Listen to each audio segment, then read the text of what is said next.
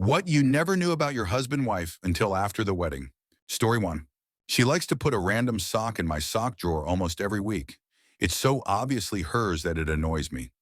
I take the sock and drape it over as many hanging clothes in the closet as possible to give it back, but somehow it always ends up in my laundry basket.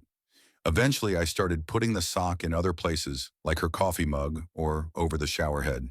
She eventually confronted me furious and said the sock wasn't hers, claiming she knew it wasn't mine either. She had been putting it there because she thought it belonged to another woman I had been seeing while she was away. She wanted me to know that she had caught me. I went through her sock drawer and found the matching pair to the sock she thought wasn't hers. Of course, she still denied that it was hers. I'm filing for divorce next week. Story 2. After moving in together, I would wake up early for work and tickle one of his feet. He would pull it back under the cover quickly, then slowly push it back to its spot, peeking out from under the blanket. I thought this was a cute game we played every morning for almost 2 years whenever I was leaving for work. Then one day after I had moved in, I did it while he was awake. He gave me a confused look and asked, "What are you doing?" I told him I was just trying to play our morning tickle game, but he had no idea what I was talking about. It turns out he's only ticklish when he's asleep, and I was unknowingly playing the game alone for almost 2 years. Story 3. Might as well share this again. She was a bank robber. She told me she had saved up money from summer jobs and babysitting in high school. We got married and went on our honeymoon. On the way, she confessed that she didn't actually save up that money. Instead, she had over 10 times the amount. We went on an extravagant, for me, week-long honeymoon, doing everything. Museums, restaurants, boat rentals, souvenirs, and all. We spent over $6,500 extra on this trip. We got home on Sunday. The next day, there were several messages on the answering machine. This was 2000 before cell phones. One message was from her boss at the bank telling her to contact him immediately. By Monday, I learned that there was no mystery savings account from high school. She had been transferring money from large accounts into her own, totaling over $7,700. The bank and the authorities were furious, but after several meetings, it was agreed that if we made full restitution, they wouldn't press charges. We gathered all our money borrowed from family and paid back the $7,700 by the end of the week. Things settled down eventually, but 2 years later, we were contacted to appear in court. She pled guilty to a Class C misdemeanor, received probation, and was barred from working at any FDIC institution. That's how my married life began. Story 4. I knew he had struggled with anxiety and depression throughout his life, but about 5 months after the wedding, it hit really hard. We had just bought a car because he was doing well at his first full-time job. The stress of needing to work was overwhelming, and he had to stop completely. The panic attacks were so severe and frequent that he could barely leave the house. He couldn't drive to work because his hands would shake and his arms and legs would go numb. Every morning around 4 a.m., he'd wake up and try to go to work, but I'd stop him.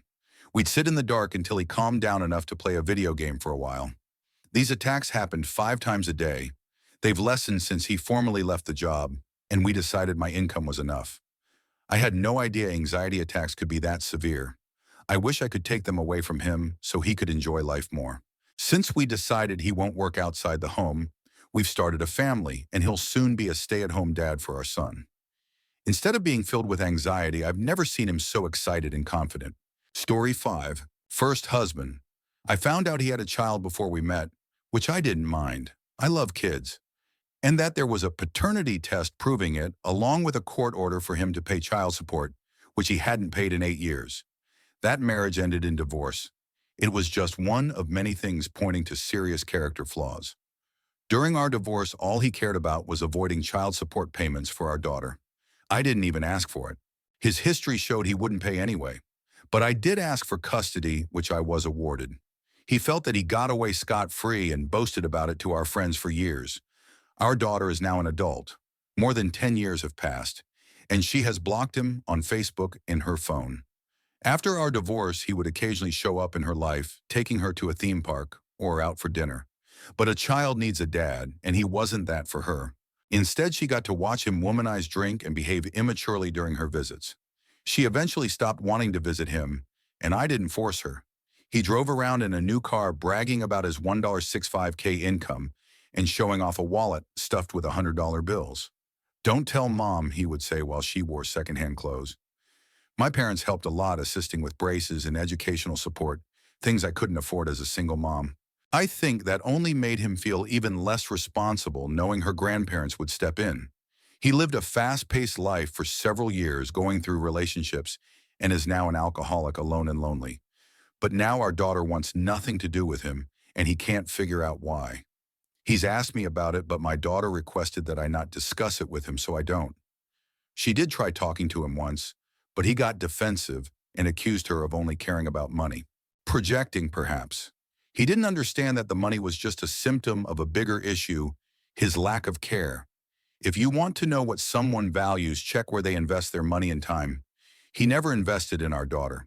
I didn't have much as a single mom, but what little I had money and time I invested in our daughter. If she only cared about money, she'd be angry with me too, since we ate ramen and eggs for dinner plenty of times.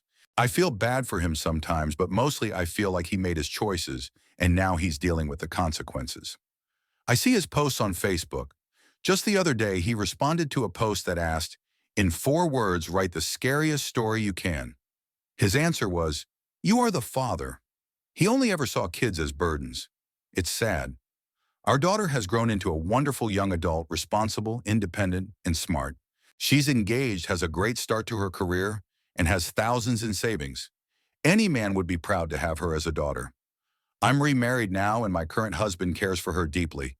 He invests in her because he loves me, so he loves her too. He helps her without hesitation and didn't even father her. She gave him a Father's Day card thanking him for being there for her, saying any man can be a father, but not every father is a dad. It brought tears to his eyes. We don't plan on having children due to our age. We're saving for retirement. But he eagerly looks forward to being a grandpa to my daughter's future children. I can't imagine anyone seeing this as a burden. Our home is full of love, and we're not lonely. Story 6. I'd only discovered this when we got married, that he has a very romantic side. All the time we were together before, I probably would have said I wanted more traditional romance, but I appreciated how straightforward and pragmatic he was. I figured I couldn't have it both ways. He's a theoretical physicist who works with engineers, and his personality matches. He always said he thought marriage was essentially meaningless. For various reasons, we decided to get married. I proposed to him, by the way, with a new watch. We threw together a small ceremony in a few weeks just to get it done, as we both put it. He put on his suit, I put on my dress, and we had the officiant there, who I found on Yelp 2 weeks earlier. But when it was time for vows and the ring exchange, I suddenly found myself facing a very sentimental man who was deeply in love with me and overjoyed to marry me. The same man who took years to feel comfortable holding my hand in public was hugging and kissing me at every opportunity during the ceremony. Afterward, he wanted to celebrate every week anniversary, then every month anniversary, with romantic dinners and the same cake from our wedding. He starts celebrating at 12:01 a.m. on our anniversaries, gazes lovingly at his wedding ring, and always wants to connect our rings together. Who would have thought? Story 7. He has an infuriating habit of throwing away things that shouldn't be thrown away. He's extremely clean, and I love that, but he takes it too far. For example, we will have half a tub of butter at home, see another on sale and buy it. Instead of using up the half tub, he will just throw it away and open the new one. He does this with all kinds of food items. He also throws away things I think are important, but he thinks are clutter, which makes him anxious. He has thrown away a DVD collection, our least brand new clothes that hadn't been worn yet, blankets, towels, shoes, etc. I tried setting up a box for him to throw things into so I could go through it and donate items to charity, but he eventually threw the box away because it was in the way. Also, when we got a dog, I learned that he's terrified of scolding it. He won't raise his voice because he's convinced the dog won't like him if he does. My husband is probably the sweetest, kindest person you could ever meet, so it's really hard to stay angry at him. Story 8. That he loves me for who I am, not just parts of me. My husband doesn't care what I do with our life as long as I'm happy. Stay home with the baby? Sure. Work full-time? Sure. Have no kids? Sure. Have 8 kids? Sure. Move out of the country? Sure. Buzz cut your hair? Sure. Gain 50 pounds? Sure. Lose 50 pounds? Sure. Adopt 10 dogs? Sure. Change religion? Sure. Get a PhD? Sure. I already have a bachelor's, but I don't think he would care if I were a high school dropout. I can't think of a single thing I'd want to do that my husband wouldn't support. He's practical, so some things would need planning, but he'd work his hardest to make whatever is important to me a reality. No matter how much I change, I have no doubt he's there for me and loves every version of me. Story 9. My sister found out 3 years into her relationship that her husband used to be an NFL wide receiver for the Green Bay Packers. She thought he just played casual football with friends. They were watching a football game on TV and he knew specific details about certain players. She asked him how he knew all that, and he said he was pretty good friends with them. The conversation continued, and he finally admitted to playing in the NFL. His family never talked about it either.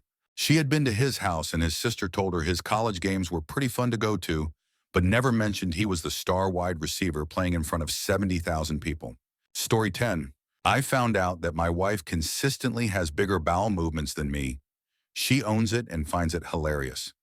She used to scream for me to come kill a spider or another bug in the bathroom, only for me to run in and realize she left the toilet seat open to show me her large gift. One time she asked to use my phone because hers was dead. I didn't think much of it until about a month later when I was looking for a picture and found several photos of her accomplishments. Since she cried wolf too many times, I no longer rushed to kill any spiders in the bathroom. And yes, she took my phone to document her achievements for me to admire later. Story 11. I found out that she had trouble holding down a job despite working with young kids because she couldn't get along with other adults. Oh, and she was a compulsive liar. On more than one occasion, I received calls from her workplace asking if she was okay, as she hadn't shown up for weeks. I had no idea. When I left for work, I thought she left shortly after me. Her job was nearby while mine wasn't. The final straw came when I got a call from her job and the police asking if I knew where she was. She worked with vulnerable kids. We all tried calling her throughout the day with no response. Later that afternoon, she finally called me back, asking why I was calling so much. She gave me a weak excuse, which I double-checked and confirmed was a lie. She then got angry at me for checking on her. She apparently told her job one story and the police another. We all compared notes and realized she was lying to everyone. The police showed up at our house at 10 p.m. and questioned her. To this day, I still don't know where she was that day. I told her that night she needed to move out, and she did 3 weeks later. Story 12. We're not married but engaged. She has a very skewed view of what she does around the house versus what I do. About once a month, she comments that I don't contribute. I handle all the yard work, clear the roof, replace the air filters in the crawl space, do 90% of the shopping, and sweep. We have 2 dogs that shed a lot. These arguments usually happen when she's up late doing laundry because she let it pile up. The deal when we moved in together was that I handled the floors and yard and she handles laundry. She also claims to do all the cooking, which drives me nuts.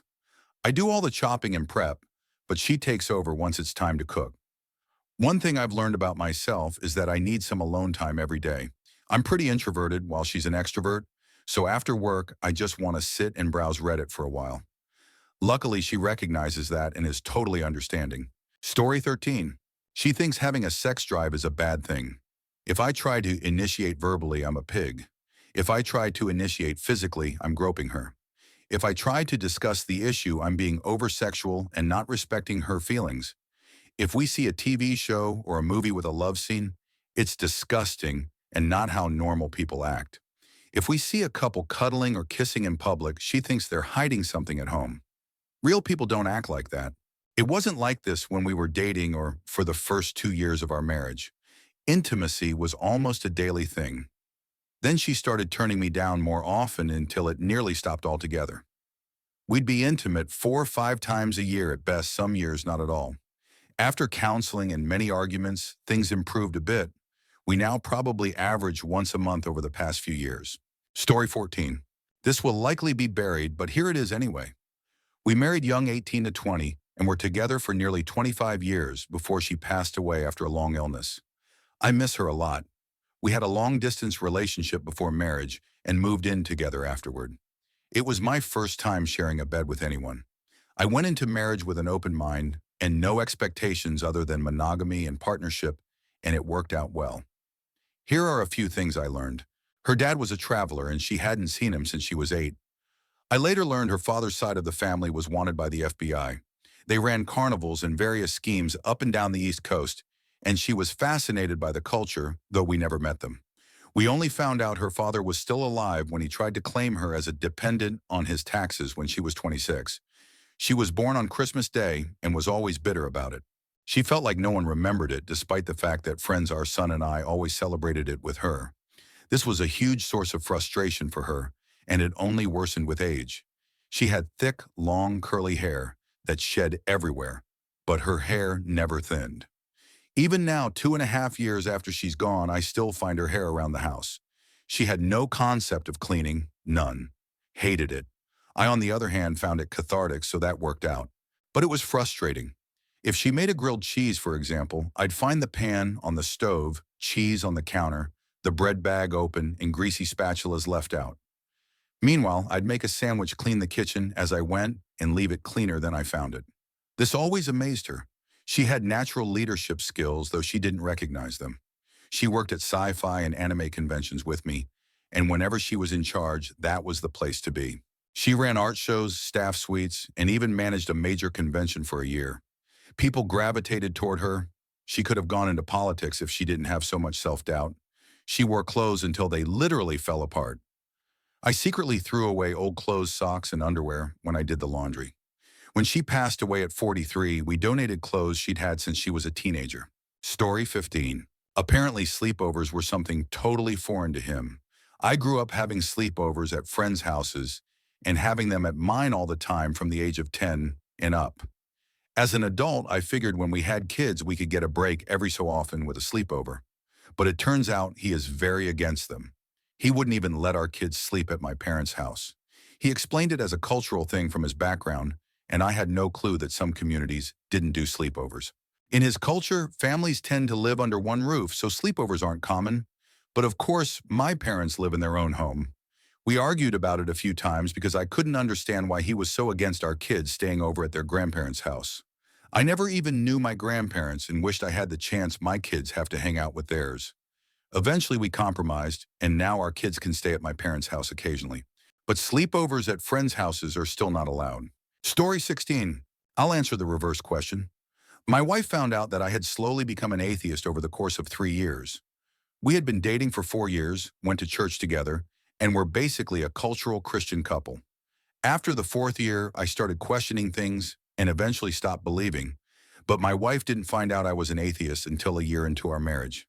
It came up when we were discussing the creation story. I don't remember how that conversation started, and I ended up saying that I thought it was all nonsense. I talked about how the earth is billions of years old, how evolution explains life, and how stories like those in the Old Testament are more like myths. The conversation ended with her in tears, but fast forward 2 more years, and now she's an atheist too. Some people start questioning their beliefs at a young age, but my wife and I didn't start until our late 20s. I went through it first and she followed. But it was a difficult month after she learned about my deconversion, because in her mind she had married an atheist, which she equated with something negative. The honeymoon phase of our marriage paused for a while, but now 3 years later, we're living like newlyweds again. I'm lucky that my wife chose love over judgment.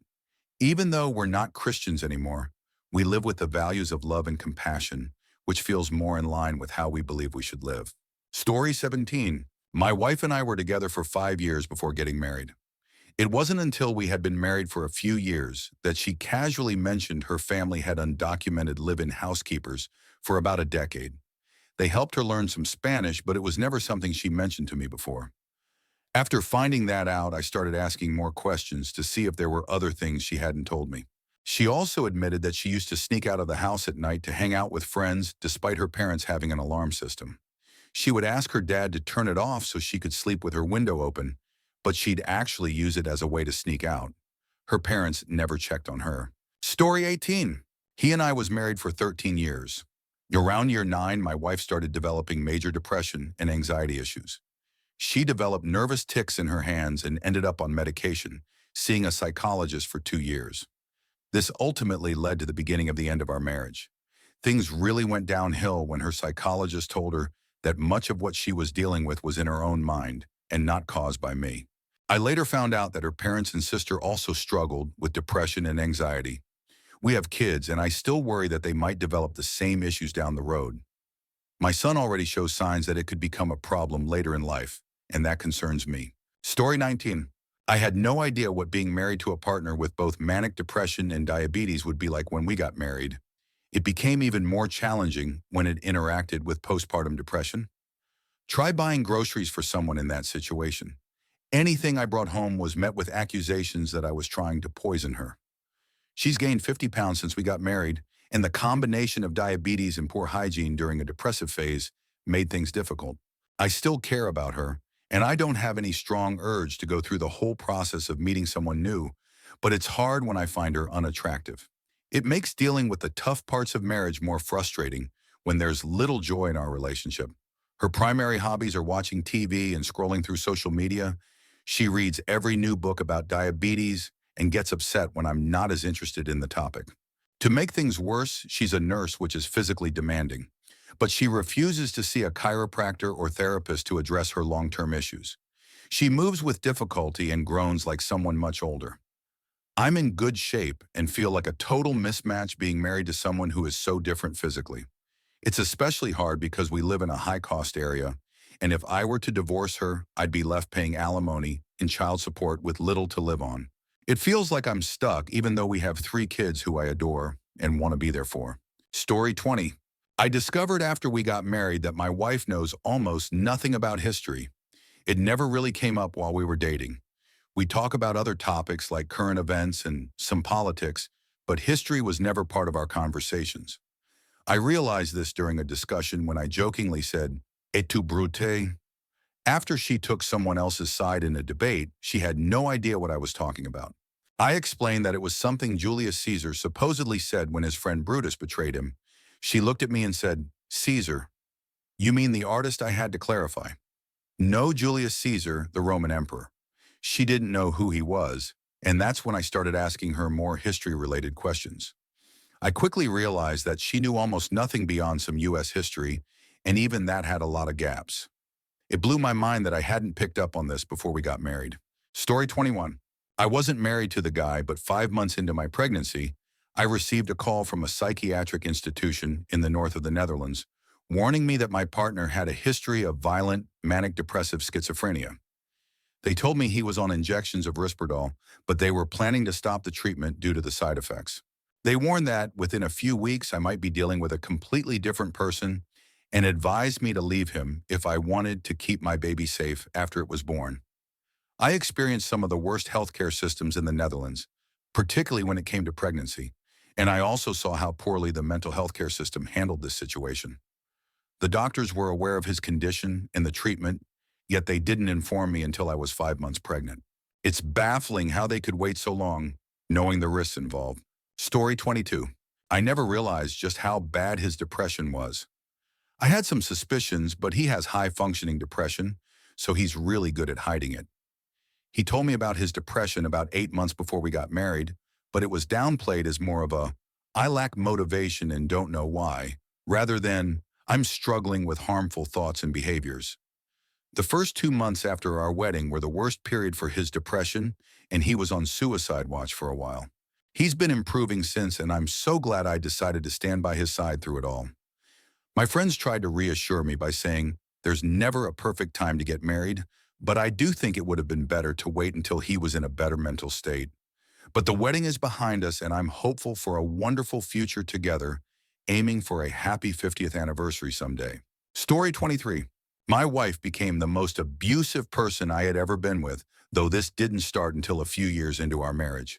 Sometimes her emotions would escalate out of nowhere, and I didn't understand it.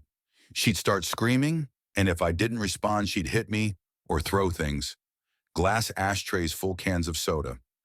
Everything would be fine until she snapped over something trivial and sent me on an emotional roller coaster. After years of enduring the abuse, I emotionally shut down and wanted to leave. But due to societal pressures, I felt stuck. Eventually, my lack of emotional response enraged her, and she left with our daughter.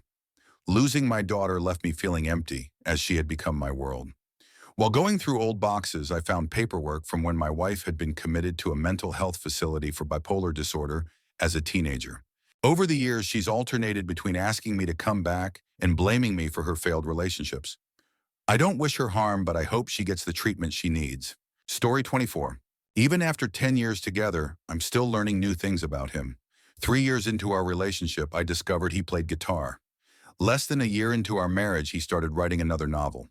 I had no idea he had written one before. Since then, he's completed 2 or 3 novels and several short stories. About a year and a half ago, he drunkenly confessed the full extent of his past struggles with alcohol and drug abuse. He had recently started exploring different whiskeys and worried he might fall back into old habits. He quit drinking that day. I knew he had a history of drinking and drug use, but I didn't know how severe it was or that it overlapped with the beginning of our relationship. At the time, we lived 2 hours apart, so it was easy to keep hidden. I'm proud of him for opening up and sharing that part of his life with me. Most of his surprises since then have been harmless and creative, which I love about him. Story 25. People with certain personality disorders can be prone to violent outbursts, lying, cheating, and showing no remorse. They follow a predictable pattern of idolizing, devaluing, and discarding people. Unfortunately, I fell into the trap of being codependent and empathetic, which made me vulnerable. It affected how I viewed her and myself. I couldn't believe someone could be so cruel or manipulative, and I was shocked that I had been so blind for so long. When I realized she wasn't the first person to treat me this way, I felt a deep sense of self-loathing. As time has passed, I've come to terms with what happened. At least now I know it wasn't my fault. I can heal and move on, and hopefully I'll get another chance at a healthy relationship now that I can identify the warning signs of toxic behavior. Story 26. She has a very negative outlook on everything. I knew from the beginning that she was a bit pessimistic, but I didn't realize just how deep it went until we got married. For example, if I mention that I picked out a gift for her, she immediately starts preparing to be disappointed. If something breaks, she takes it as yet another failure in her life. Harsh comments from her mother aren't just taken as criticism. She internalizes them and feels worthless. To be fair, she's had a difficult life and hasn't seen many positive examples of relationships or promises being fulfilled. I try my best to support her because she means the world to me, but more often than not, everything feels like it's falling apart for her. Over time, though, she has slowly changed, and despite the challenges, I wouldn't trade what we have for anything. Story 27. My husband and I got married after just 4 months of dating, and now a year into our marriage, I've learned a lot about him. The biggest revelation has been his anxiety. He appears calm and level-headed, but he gets stressed out easily. I learned this was because his mom left him alone at home every day until 9 p.m. when he was just 6 years old. He had a very lonely childhood with only his cat for company. His mom didn't teach him to ride a bike, help with his homework, or do many of the things parents usually do. At one point when he was 9, he developed a fear of using the toilet and began having accidents at school. A teacher noticed and called his mom, which led to a year of therapy to resolve the issue. He's had to teach himself basic life skills like cooking, budgeting, and grocery shopping. We take things slowly because he gets overwhelmed easily. I love him deeply, and no matter how many times I have to remind him to rinse the dishes, I'll do it with a calm and patient tone. Story 28. I'm about to find out this weekend. I'm marrying the woman of my dreams, and I love her with every fiber of my being. I just finished writing my vows and a letter to her for a time capsule will open in 5 years.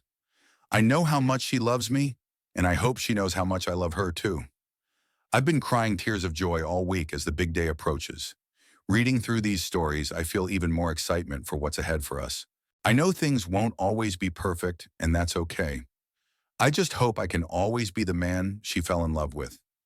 I hope she continues to smile at me the way she did when I proposed. I hope we can still cry tears of joy together many years from now. I'm rambling now, but the timing of this thread was perfect. It's getting hard to type with all the tears. I'm done. Story 29. My wife and I found out we lived parallel lives for many years before meeting each other. Not in a spiritual or multiverse way, but we grew up in the same city, went to the same parties, and knew many of the same people, all without ever crossing paths. At one point, she even went to a party at the apartment I lived in with my girlfriend and her parents. But I wasn't there that night, which was rare, as I almost never missed a party. When we finally met years later in a bar far from the city we grew up in, we started talking about where we were from and realized how many people we both knew.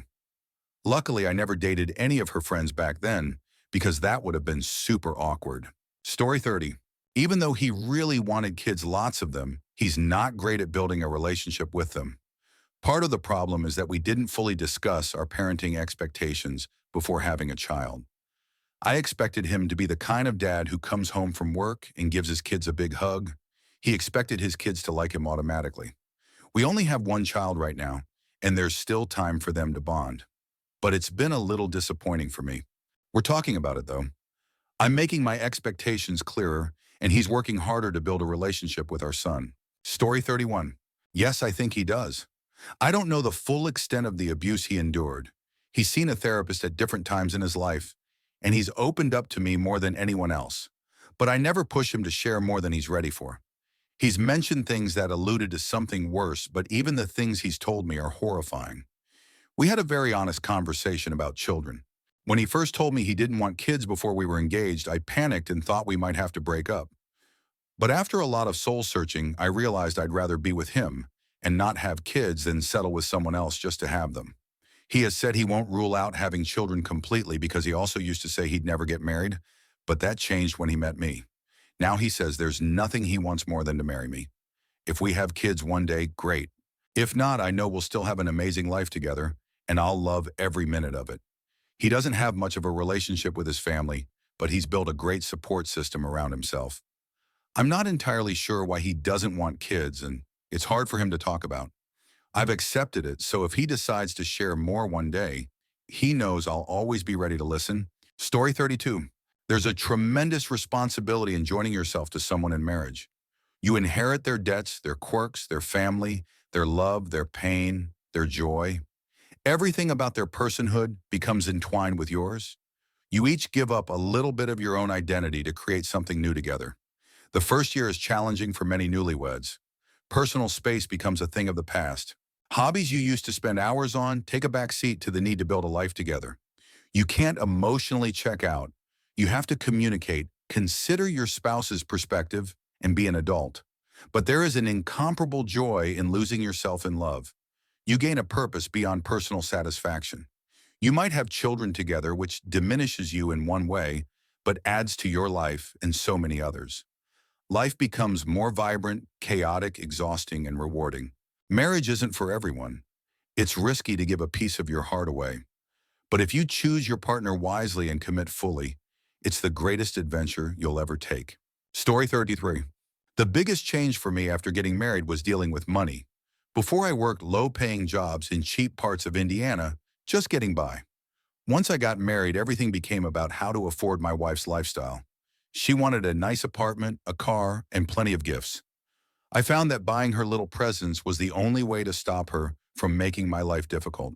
So I kept a list of things she wanted, and when I knew she'd be upset with me, which was often I'd buy her something, suddenly I had to figure out how to pay for all of it. Over the course of a decade, another change happened. I stopped caring about life. It's hard to explain, but maybe you get it. She stopped working and expected me to take care of everything. Her days consisted of shopping, eating, and watching TV. And I hated it. I felt trapped. I thought there was no escape. I just accepted that my life would be spent working to pay for her lifestyle. I wasn't suicidal, but I had no enthusiasm for life. I maintained my health out of habit, but if I had been diagnosed with a terminal illness, I might have felt a sense of relief. After far too long, I realized how much I hated being with her and that there were ways to leave. Eventually, I did. I still pay too much alimony, but it won't last forever. Now I spend my time biking, hiking, kayaking, traveling, and enjoying life more than I ever did in the past. Story 34. I know this isn't normal, but nothing really changed after we got married, at least emotionally. The biggest changes were her name and the fact that it would cost us money if we ever decided to separate. We knew we wanted to get married since our early 20s, but we waited until after she graduated from college. We've been married for a year and a half now, and we have a 4-month-old baby girl. We started dating in high school, and we're both 26 now. To me, marriage is something you should be sure about, and we were pretty sure we wanted to get married. It didn't change our relationship because we were already living like we were married. We combined our incomes, lived together, went to family gatherings together. It was all a formality. I think media portrays marriage as something that drastically changes your life, but it's really about the relationship with your partner. People change over time. I'm not the same person I was when we started dating at 16, and she's not the same either. The ring on your finger shouldn't dictate how things change. Story 35. I married my best friend of 10 plus years in 2011. The biggest change for me was losing the freedom to just walk out the door and do whatever I wanted. Don't get me wrong, I can still go out, but now I consider what my husband wants to do too. Is this a stay-at-home Netflix night, or should we both go out? You start thinking for two, and that can take some adjusting. The next biggest change was the amount of cleaning I do. I'm no Martha Stewart, but I like a clean house and car. My husband, on the other hand, is not as tidy. My laundry tasks doubled, cleaning doubled, and the trash goes out twice as often. I had no idea he was this messy and disorganized. At first it was overwhelming, but now I've adjusted to the idea that this is my life dealing with these minor inconveniences. The last big change is easily the best. When we got married, we were living abroad. When I came home, all my friends and family noticed how much more responsible and mature I'd become. It's still one of the best compliments I've ever received. Story 36. My ex was previously engaged to a man with a terminal illness. They were together for many years, but he broke it off for her own good. She was also mistreated by her father and carried a lot of emotional baggage from that as well. We were very good friends in high school and reconnected over 10 years later. She was completely open with me about everything, so I knew what I was getting into. With a broken heart and broken family, she found comfort in an old friend. And I feel what happened was that she mistook safety and normalcy for love. She was way out of my league by many standards, so I tried to give her everything she needed to make her happy, but she was dealing with a lot of mixed emotions. Because of her past experiences, she very rarely enjoyed intimacy and thought she was letting me down as a wife. Even though I told her I knew this going in and never expected anything and never pressured her. When she needed space, I gave her space. But when she needed somebody to talk to, at first it was me, but I didn't have the same history that she and her ex-fiancé had. She would call him in the middle of the night at his third shift job. At first I tried to be understanding of it, but it hurt. I knew she still had feelings for him. We struggled, tried separating. It was a roller coaster. Things seemed to be getting better. But one night while lying in bed, she asked me, "Is it worth it?" Meaning all the ups and downs we had gone through over the past year. I said, "Of course it is. I love you. As long as we love each other enough, it's worth it." She looked back at me with a guilty expression, and that's when I realized that she didn't feel the same. Not another word was said. I got up and slept on the couch, and I left for the final time the next morning. That was 8 years ago. I've been in a few relationships since, but I've never remarried. I don't expect many people have read this far, but that's okay. It was therapeutic to write it all out. Thanks, stranger on the internet. You asked a question that no one close to me has in years, because back then I just brushed it off, not wanting to talk about it. At least we didn't have kids or any jointly owned assets, so our divorce was really just a breakup with a little paperwork. Story 38. My marriage lasted just a little over a year. I married my girlfriend of 4 years, right before getting deployed.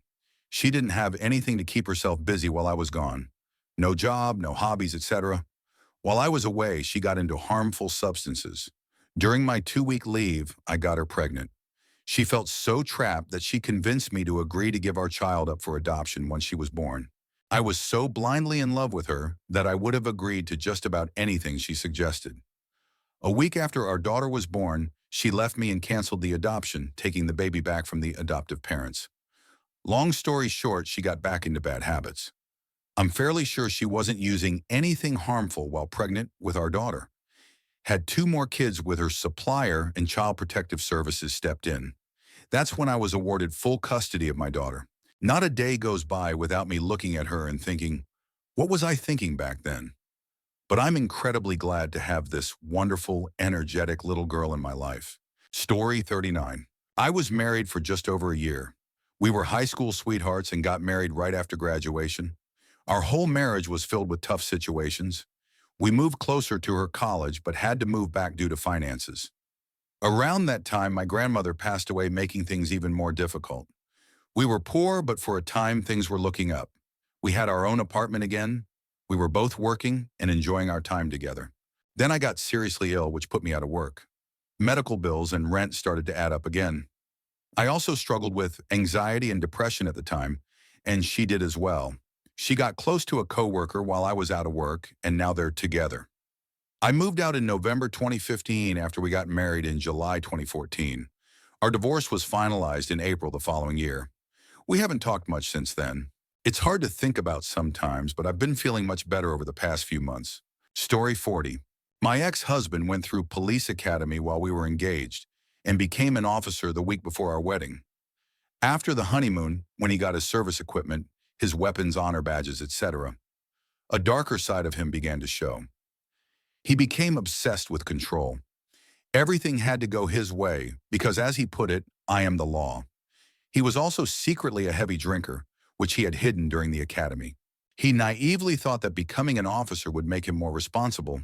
I was wrong. He would drink heavily and then play with his service weapons. I developed a routine of removing the clips from his guns and making sure there were no rounds in the chamber before he got home from drinking.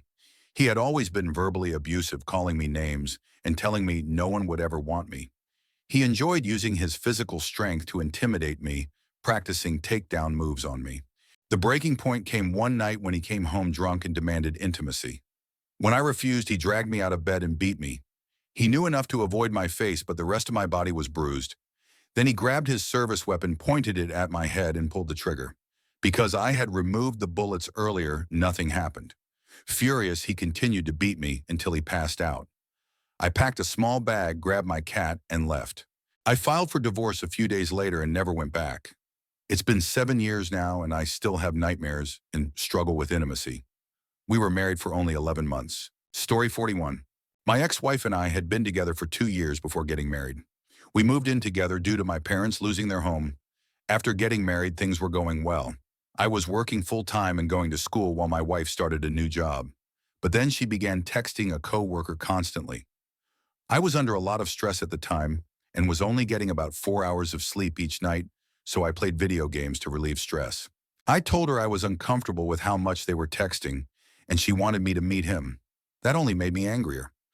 A few weeks later, she told me she was unhappy and was going to stay with a friend to decide if she still wanted to be married. I'm the type of person who gives people space, so I let her go. A week later, she texted me that it was over and came to get her things. I spent the next month sleeping on the floor because I couldn't afford a bed. It was the worst time of my life. 5 or 6 months later, while sorting out car insurance, she broke down. It turned out the guy she left me for had been abusive, and he forced her to terminate a pregnancy. I still loved her, so I helped her through it. We even tried to get back together, and I spent $3,000 on a trip to Disneyland for us. But 4 months later, she told me she still loved him, so I saved up and moved out. Months later, she told me she was pregnant, and the dates lined up with when we had been together. I thought I was going to be a father, so I had her move in. Our son Micah was born, and it was the happiest day of my life. But a few months ago, the guy she left me for reached out and demanded a DNA test. She insisted it wasn't his child, but I agreed to the test to settle things once and for all. When the results came back, I wasn't related to my son.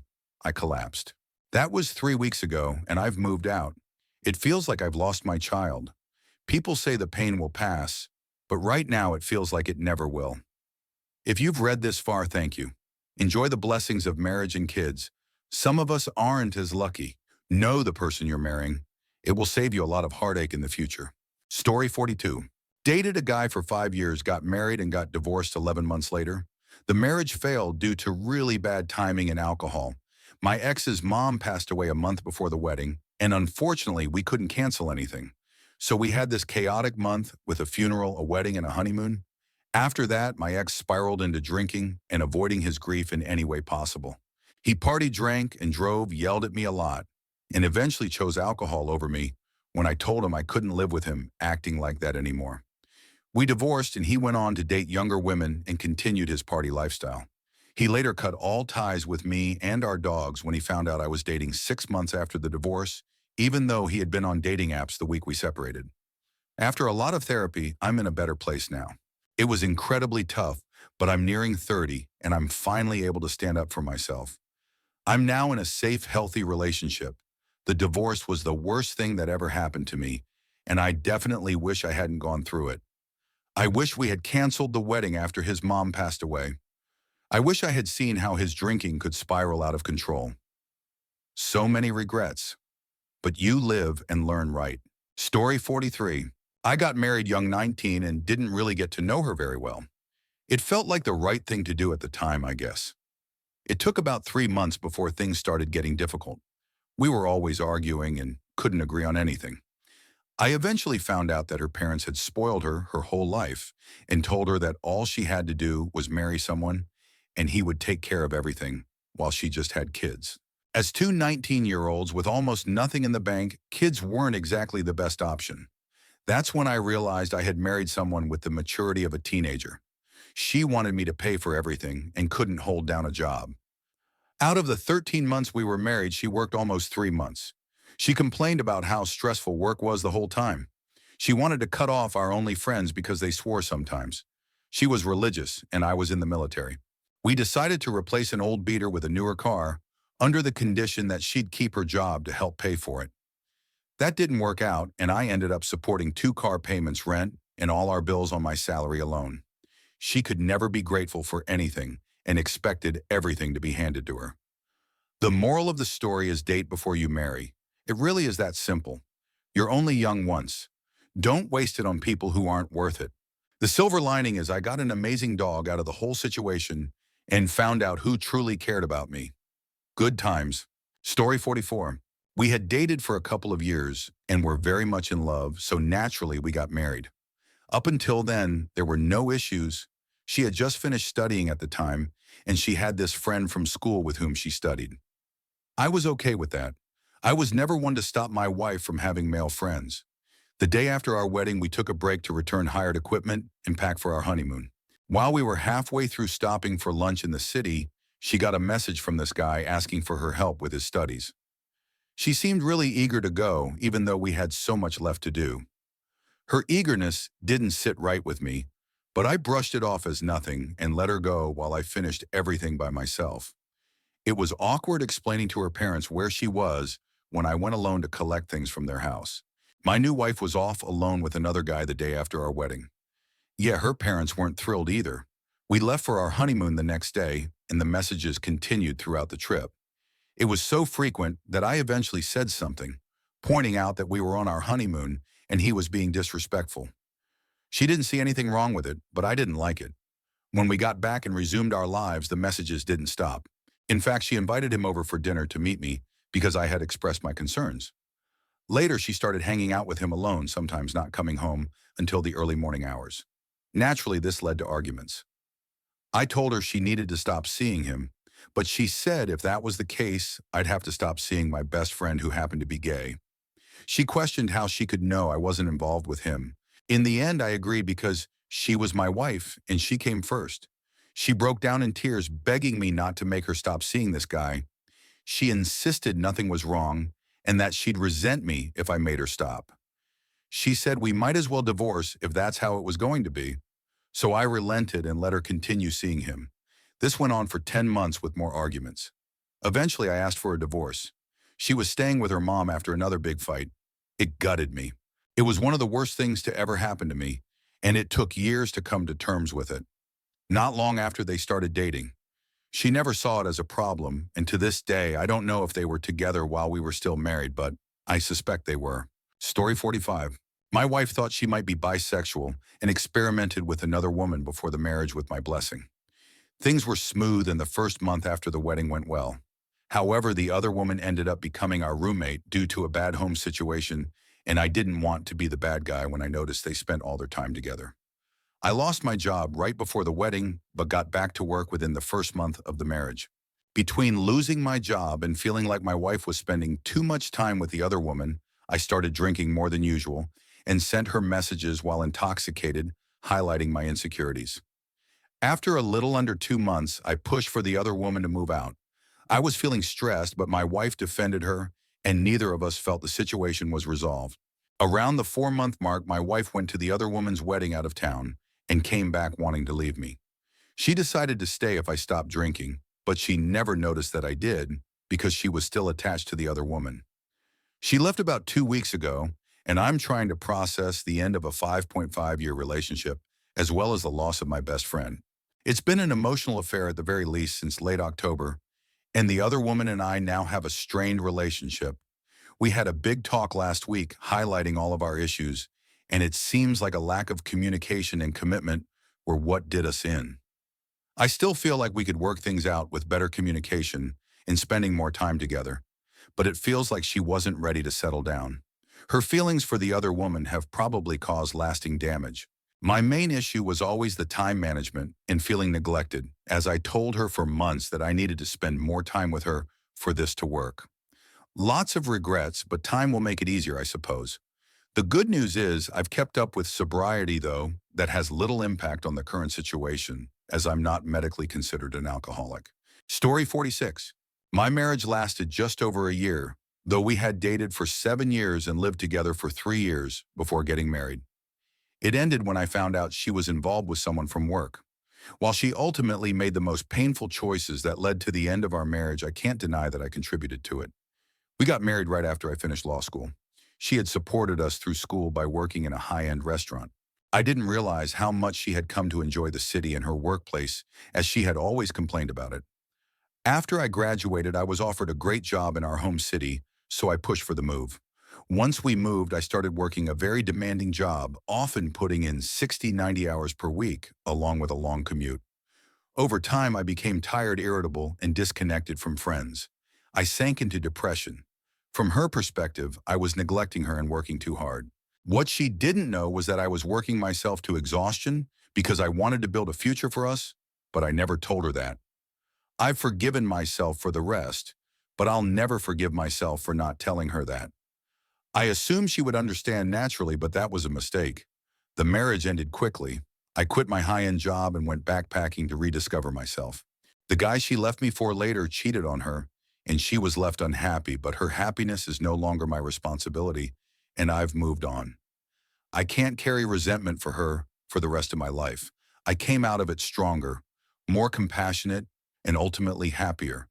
But not a day goes by when I don't think about what I lost. Life goes on, though, and continues to surprise me.